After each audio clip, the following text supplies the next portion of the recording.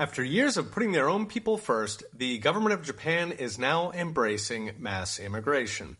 A few days ago, Bloomberg reported that the number of foreign workers in Japan hit a record 2 million, up a quarter million in just 2 years. That's in a country a third the size of the U.S., so multiply everything by 3.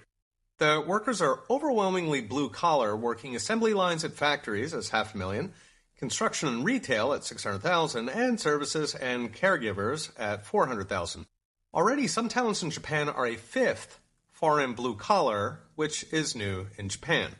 The Japanese government aims to rapidly accelerate this, bringing in another 300,000 blue-collar immigrants every year through 2040. One pilot program aims at 800,000 starting immediately.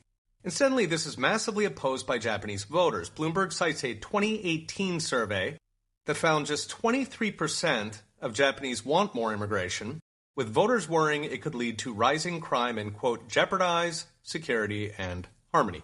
Indeed, just a few months ago, the Japanese government announced that crime had risen for the first time in 20 years, something Japanese might need to get used to. So if voters oppose it, who is pushing mass immigration? As in the U.S., it's driven by companies who employ unskilled migrants who would like to pay peanuts and leave the social consequences to others.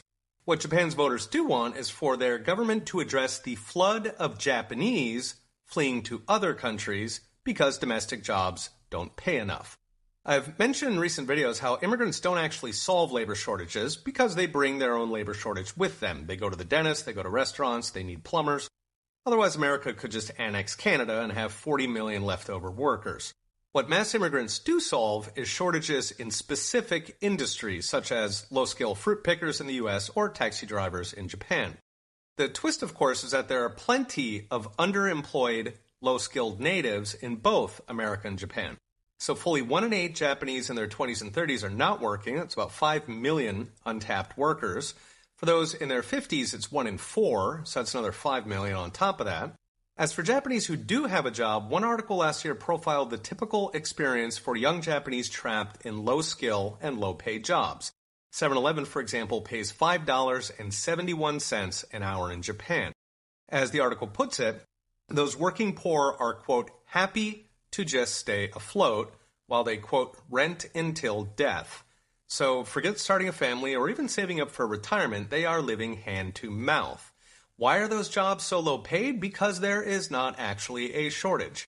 And importing 2 million low-skilled foreigners, actually 7 million by 2040, will make them even lower wage. So what's next? Brought to you by Unchained.com. The mass immigration industrial complex sadly has reached one of the last holdouts. As in Europe and America, voters do not want it, but special interests write big political checks in Tokyo as much as in Washington. The media will tar any opposition as xenophobia, while the young keep losing hope, looking with envy on the childhood they themselves enjoyed, but are now unable to provide. Okay, we'll be watching. See you next time.